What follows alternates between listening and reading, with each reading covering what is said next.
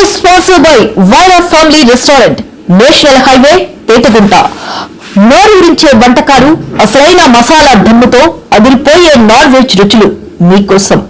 విచ్చేయండి Vaira family restaurant, national highway, Petagunta, Tuni మండలం, కాకినాడ జిల్లా. నమస్తే, వెల్కమ్ టు వై న్యూస్. నేను కళ్యాణి. వార్తల్లో ముందుగా హెడ్లైన్స్. రాజమండ్రిలో కల్తీ పాల కలకలం, 4 మృతి చెందినట్లు నిర్ధారణ.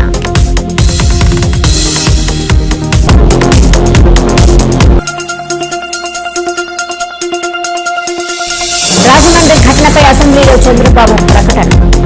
మృతుల కుటుంబాలకు 10 లక్షల ఎక్స్గ్రేషియా ప్రకటించిన సీఎం.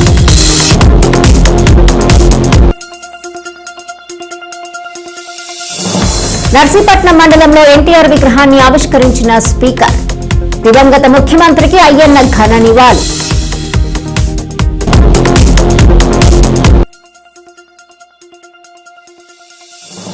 ఎన్ సూరవరంలో శ్రీ లక్ష్మీ వెంకటేశ్వర స్వామి వార్షికోత్సవ వేడుకలు. శ్రీవారిని దర్శించుకున్న యనమల.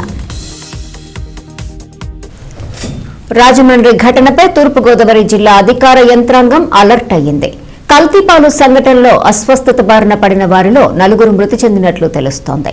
ఈ సంఘటనపై కలెక్టర్ కీర్తి చేకూరి అధికార యంత్రాంగాన్ని అప్రమత్తం చేశారు.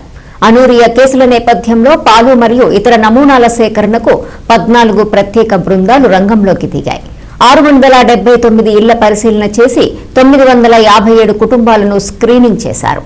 పశు ఆహారం, నీరు, పొట్టకూర, హరితపు బోర్జర్ నమూనాల శాంపిల్స్ సేకరించి విజయవాడ బయలాజికల్ పరిశోధన సంస్థకు పంపించారు. కలెక్టర్, జిల్లా ఎస్పీ పరిస్థితులను నిరంతరం సమీక్షిస్తున్నారు. మనకి తూర్పుగోదావరి జిల్లాలో నిన్నటి నుంచి మన దృష్టికి అక్యూట్ రీనల్ ఫెయిల్యూర్ తో పేషెంట్ మన రాజమండ్రిలో వివిధ హాస్పిటల్స్ జాయిన్ అయినట్టు మనకి నిన్న మధ్యాహ్నం జిల్లా యంత్రాంగానికి మన దృష్టిలోకి వచ్చింది.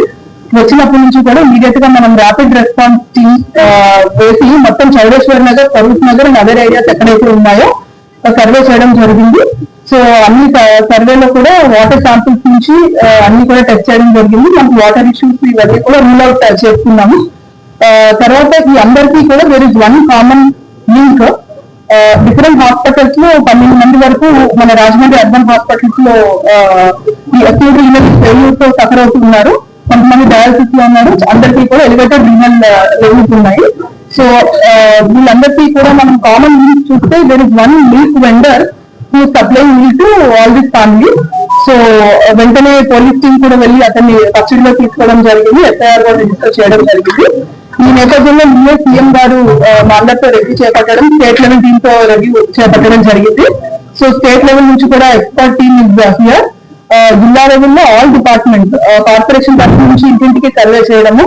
సిమిలర్లీ మిల్క్ వెండర్ ఇచ్చిన 106 ఫ్యామిలీస్ కి పాలు ఇవ్వడం జరిగింది. ఆయన పాలు సప్లై చేయడం జరిగింది. ఈ 106 ఫ్యామిలీస్ లో కూడా ఎంతమంది అయితే పాలు కానీ, పెరుగు కానీ, టీ కానీ, కాఫీ కానీ కన్జ్యూమ్ చేశారో వాళ్ళందరికీ కూడా బ్లడ్ శాంపిల్స్ నిన్న నైట్ నుంచి తీసుకున్నాము. ఇప్పటి వరకు సుమారుగా 73 శాంపిల్స్ తీయడం జరిగింది, బ్లడ్ శాంపిల్స్. ఈ రోజు ఈవినింగ్ మనకి రిజల్ట్స్, బ్లడ్ శాంపిల్స్ యొక్క రిజల్ట్స్ వస్తాయి. ప్రిలిమినరీగా ఈ రోజు అందరూ కూడా ఇంటింటి సర్వే ప్రకారం ఎవరికైతే ఆయన పాలు సప్లై చేశారో ప్రిలిమినరీ రిజల్ట్ ఇప్పటి వరకు కూడా అందరూ కూడా సేఫ్ గానే ఉన్నారు. అయినా సరే మనము ఎలిమెంట్ కాషన్ గా we are testing all samples. So everyday surveillance మనము ఈ ఫ్యామిలీస్ మీద చేపడుతూ ఉంటాము. So that sudden onset of any symptoms వచ్చినా సరే వెంటనే మనము ఎర్లీ ఇంటర్వెన్షన్ తీసుకుని will be able to save life. ఇదే కాకుండా యానిమల్ హస్బెండరీ డిపార్ట్మెంట్ తరఫు నుంచి ఈ పాలు ఒక 42 ఫార్మర్స్ దగ్గర నుంచి 46 యానిమల్స్ నుంచి పాలు సేకరణ జరుగుతుంది. సో ఈ పాలు సేకరణలో యానిమల్స్ దగ్గర ఉన్న కన్జ్యూమ్ చేసే గడ్డి కానీ లేదా యానిమల్ యొక్క శాంపిల్స్, తర్వాత ఫుడ్ శాంపిల్స్, ఇవి రెండు కూడా టెస్ట్ చేశారు. ఇవన్నీ కూడా ఫోరెన్సిక్ టీమ్ కి ప్లస్ యానిమల్ హస్బెండరీ లాబొరేటరీకి కూడా పంపించడం జరుగుతుంది.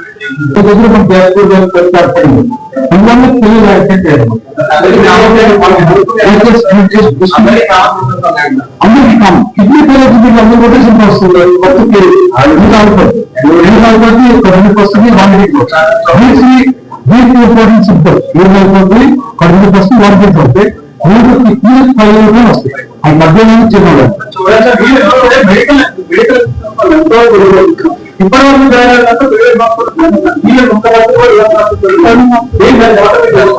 యాక్చువల్లీ వాళ్ళు తాకినంటే ఇది లేదు ఇచ్చిన తర్వాత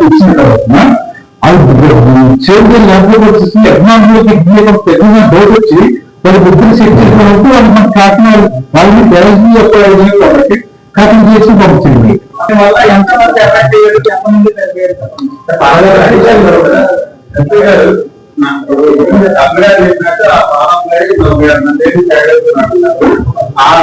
శివరాత్రి 16వ తారీఖు morning the consumers they reported that milk is very good. So then the next 2 days also very natural and తర్వాత నుంచి మెడికల్ ఎడ్మిషన్ స్టార్ట్ అయింది. సో వారు ఏం చెప్తున్నారు ఎగ్జామినేషన్ చేస్తున్నాం. ఆరోగ్య వేరే వాళ్ళ నుంచి కాల్ తీసుకొచ్చి పోతేయడం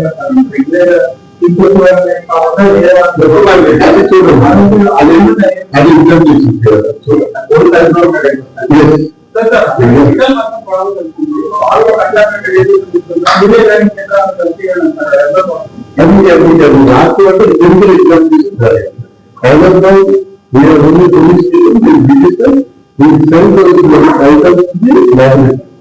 రాజమండ్రి పాలు కల్తీ వల్ల 4 మృతి చెందారని ముఖ్యమంత్రి నారా చంద్రబాబు నాయుడు చెప్పారు. రాజమండ్రి ఘటనపై అసెంబ్లీలో మాట్లాడిన సీఎం ఘటనపై విచారం వ్యక్తం చేశారు. మృతుల కుటుంబాలకు 10 లక్షల ఎక్స్గ్రేషియా ప్రకటించిన ముఖ్యమంత్రి ఆసుపత్రిలో ఉన్నవారికి ప్రభుత్వ ఖర్చులతో మెరుగైన వైద్యం అందిస్తామన్నారు. ఇలాంటి సంఘటనలు పునరావృతం కాకుండా చర్యలు తీసుకుంటామన్న ఆయన పాలు విక్రయదారుణ్ణి పోలీసులు అదుపులోకి తీసుకుని సమగ్ర దర్యాప్తు చేస్తున్నారని అసెంబ్లీలో తెలిపారు. ఇది ఒకసారి చూస్తే దిశ కోరుకొండ మండలం నర్సాపురం గ్రామం వరలక్ష్మి మిల్క్ డైరీ ఒక 106 మందికి మిల్క్ సరఫరా చేయడం, ఆ మిల్క్ని ఆ డైరీ నుంచి వచ్చే మిల్క్ దీనికి కారణమని ప్రాథమికంగా నిర్ధారించారు. దీనివల్ల దేశ ఇప్పటికే 4 చనిపోయారు, 8 మంది హాస్పిటల్లో ఉన్నారు, ఇంకా 2 వెంటిలేటర్ పైన ఉన్నారు. ఇవన్నీ కూడా ఎప్పటికప్పుడు మానిటర్ చేస్తూ వీళ్ళు కూడా చనిపోయిన వాళ్ళని చూస్తే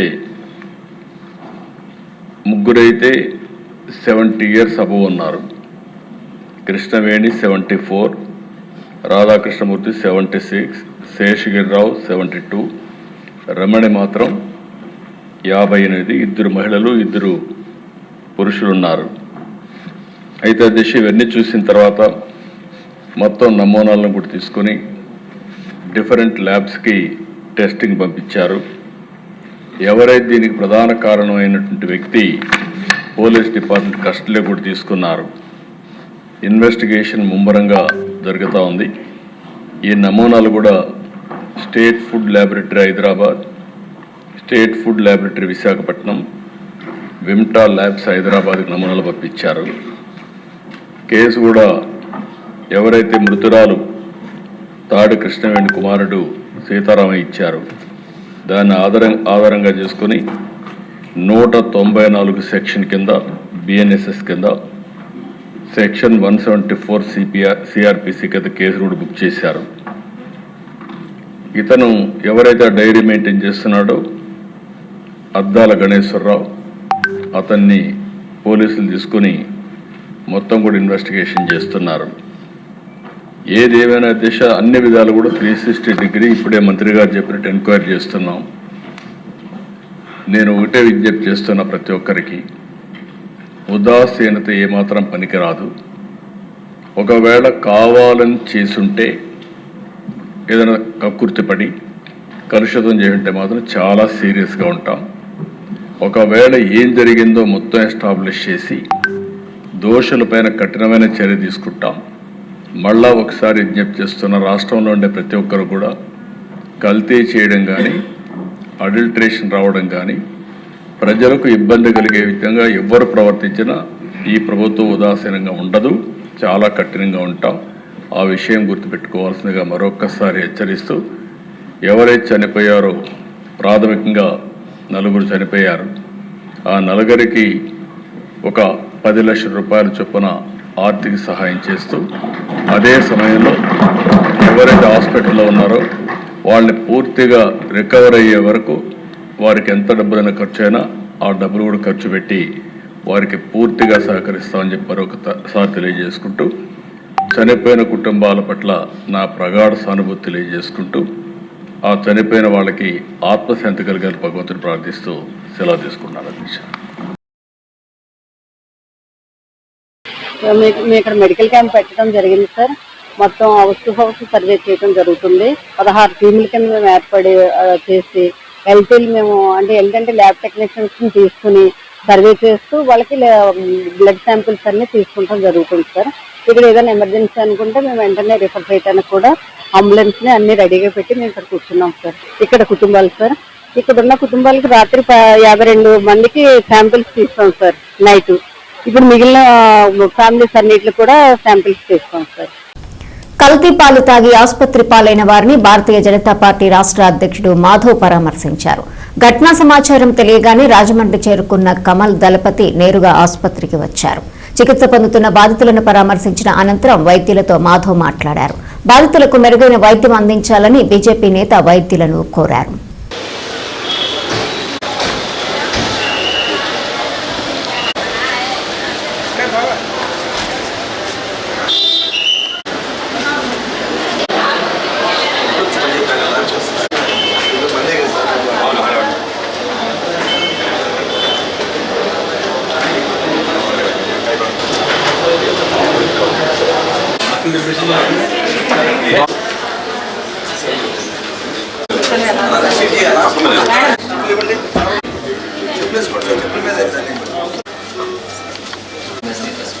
Sir, please, sir.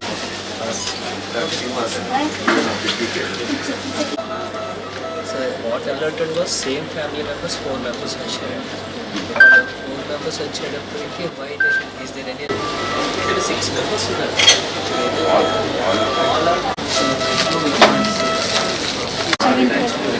ఎవరైనా ఆయన ఆవిడ ముగ్గురు ఇక్కడ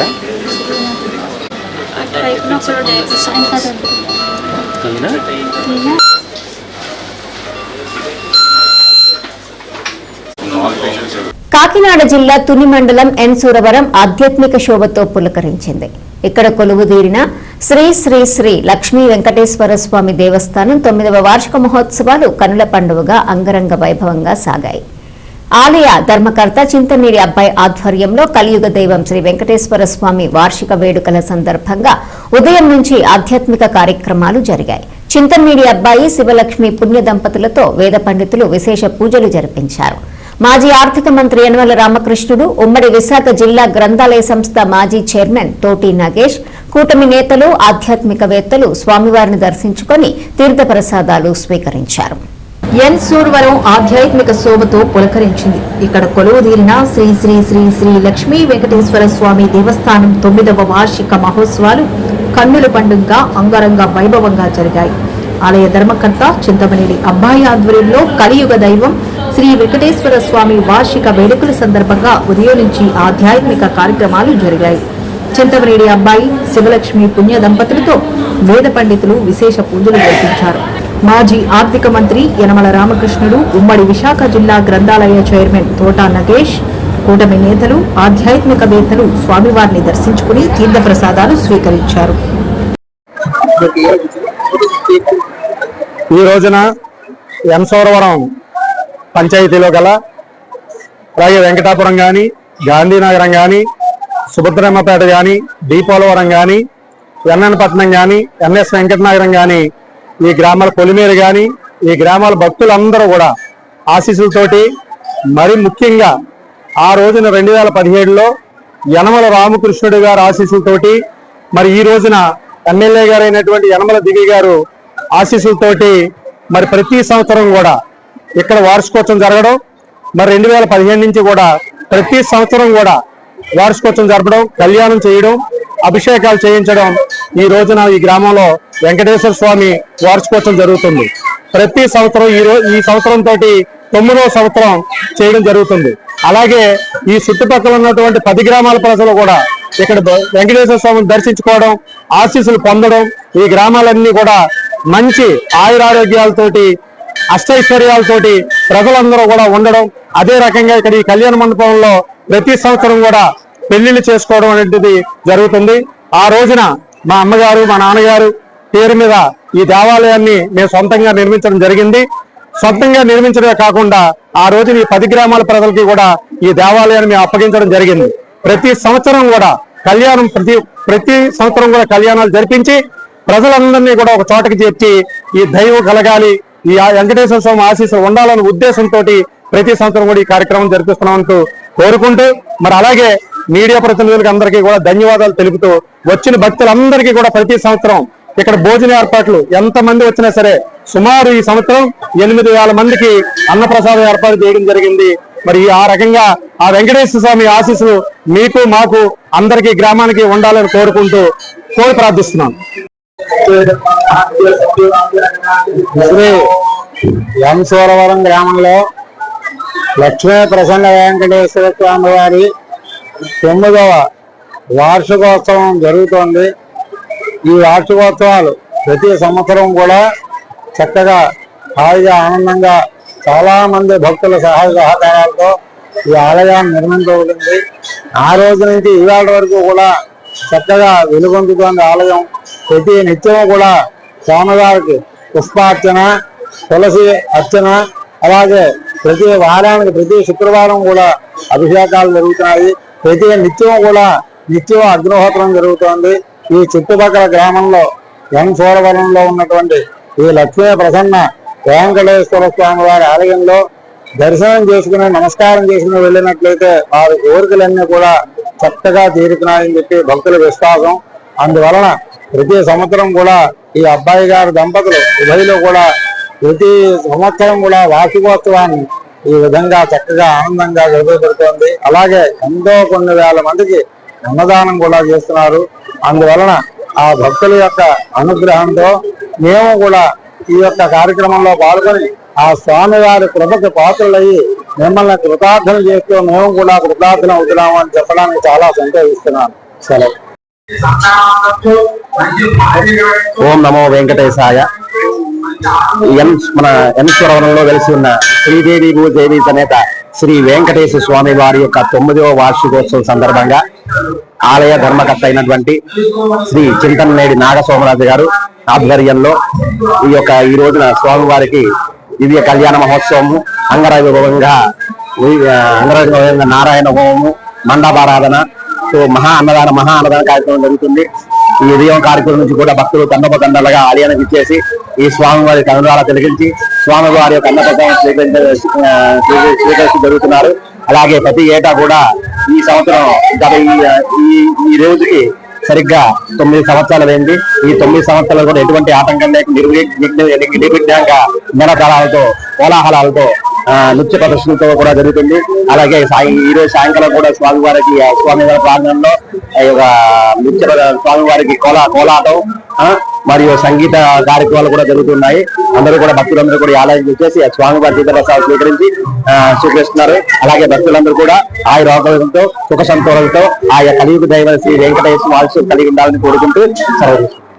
అనకాపల్లి జిల్లా నర్సీపట్నం మండలం నీలంపేట గ్రామంలో తెలుగుదేశం పార్టీ వ్యవస్థాపకుడు దివంగత ముఖ్యమంత్రి స్వర్గీయ నందమూరి తారక రామారావు విగ్రహావిష్కరణ మహోత్సవం అత్యంత వైభవంగా జరిగింది. ఈ కార్యక్రమానికి ముఖ్య అతిథిగా విచ్చేసిన ఆంధ్రప్రదేశ్ రాష్ట్ర శాసనసభ స్పీకర్ చింతకాయల అయ్యన్న పాత్రుడు ఎన్టీఆర్ విగ్రహాన్ని ఆవిష్కరించారు. గ్రామానికి చేరుకున్న స్పీకర్ అయ్యన్నకు గ్రామ మహిళలు హారతులతో, యువత బాణసంచా మోతలతో ఘనంగా స్వాగతం పలికారు.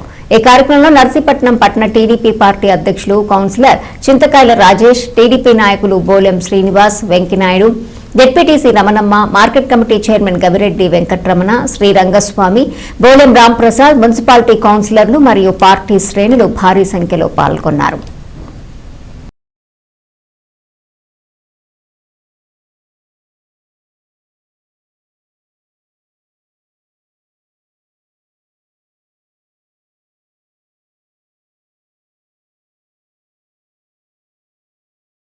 నాకు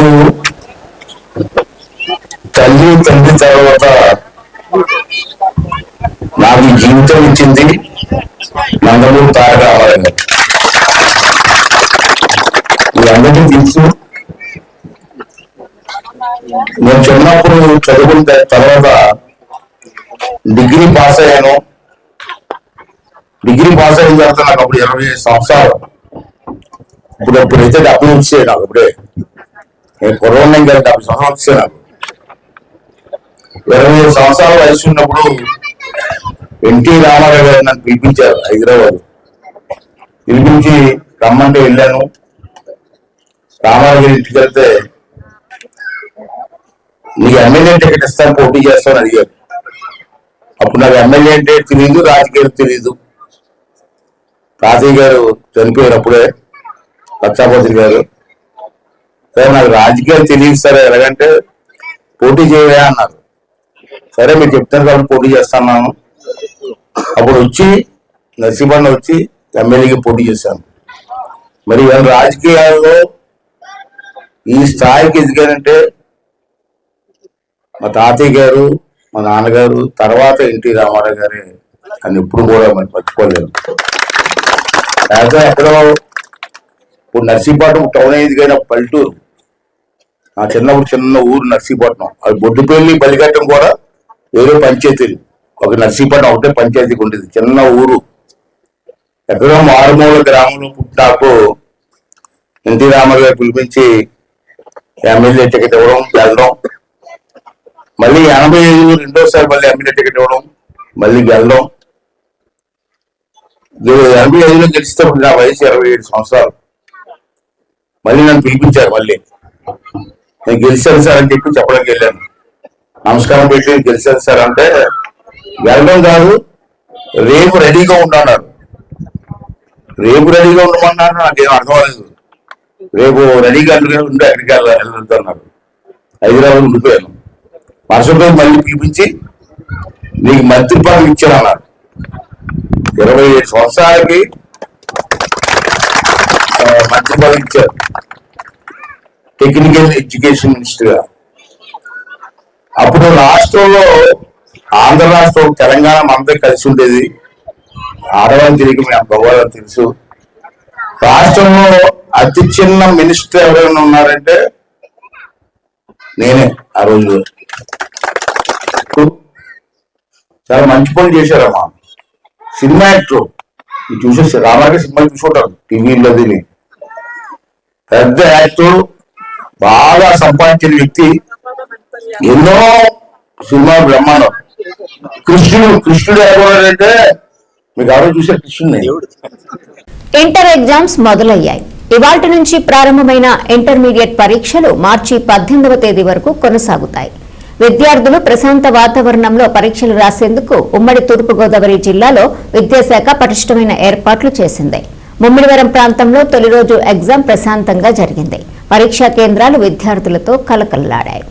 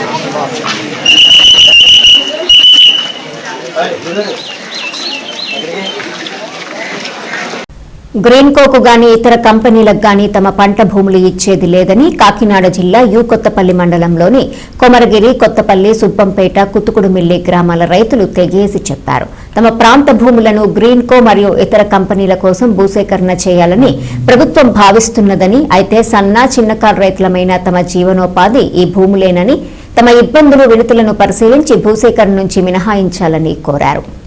రమణారెడ్డి, కొమరగిరి, మాది యు కొత్తపల్లి మండలం. మేము వచ్చిన 4 గ్రామాల నుంచి ఈరోజు కొమరగిరి, యు కొత్తపల్లి, కుతుకుడుమల్లి, సుబ్బంపేట గ్రామాల నుంచి ఇక్కడ సుమారు 100-150 మంది రైతులు ఇక్కడికి కలెక్టర్ గారిని, జేసీ గారిని, ఆర్డీఓ గారిని కలడానికి వచ్చాం.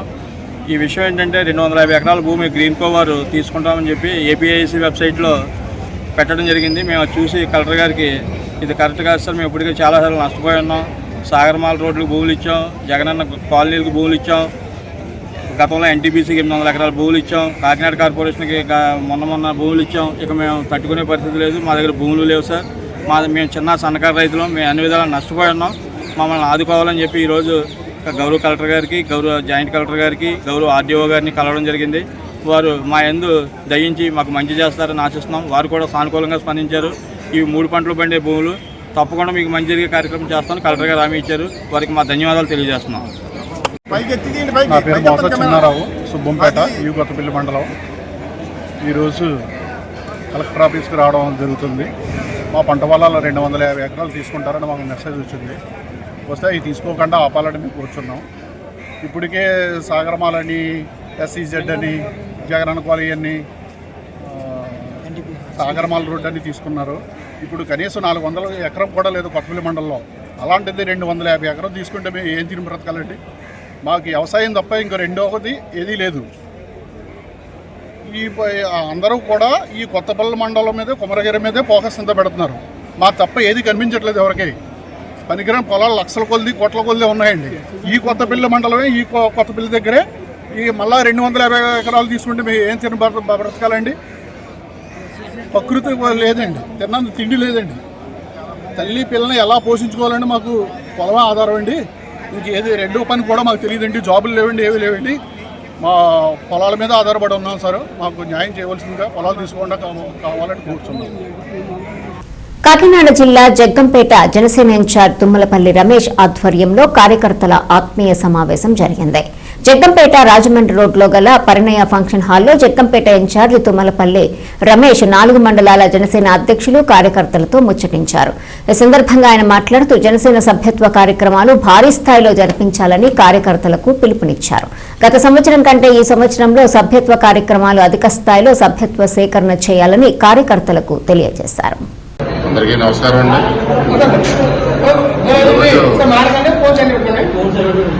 జగ్గంపేట నియోజకవర్గంలో జగ్గంపేట గ్రామంలో ఈరోజు మనం పరిణయ ఫంక్షన్ హాల్లో సభ్యత్వ నమోదు కార్యక్రమానికి ఒక దిశానిర్దేశం చేయాలని చెప్పి మా నాయకులు పవన్ కళ్యాణ్ గారి ఆదేశాల మేరకు ఈరోజు ఇక్కడ జగ్గంపేట నియోజకవర్గ స్థాయి మీటింగ్ పెట్టుకోవడం జరిగింది.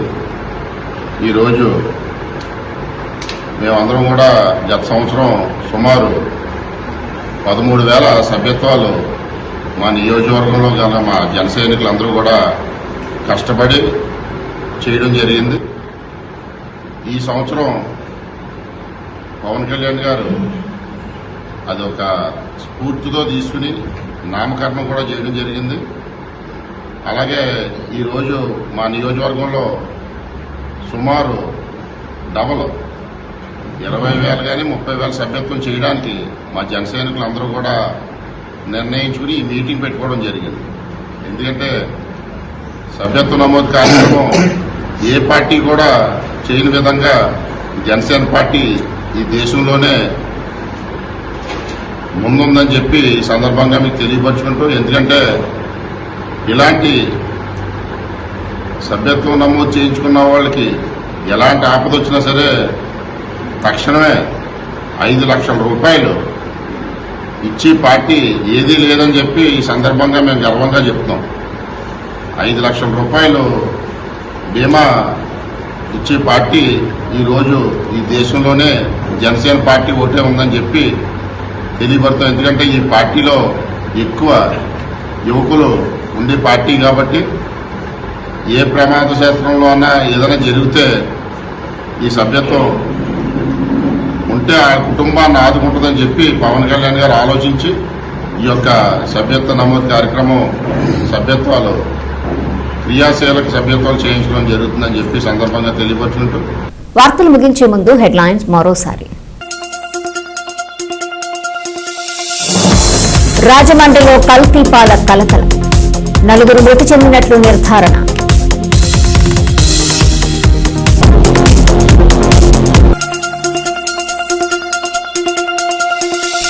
రాజమండ్రి ఘటనపై అసెంబ్లీలో చంద్రబాబు ప్రకటన. బాధితుల కుటుంబాలకు 10 లక్షల ఎక్స్‌గ్రేషియా ప్రకటించిన సీఎం.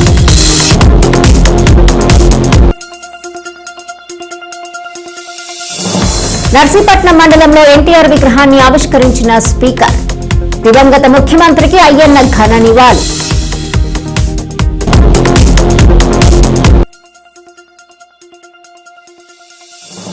ఎన్ సూరవరంలో శ్రీ లక్ష్మీ వెంకటేశ్వర స్వామి వార్షికోత్సవ వేడుకలు. శ్రీవారిని దర్శించుకున్న యనమల.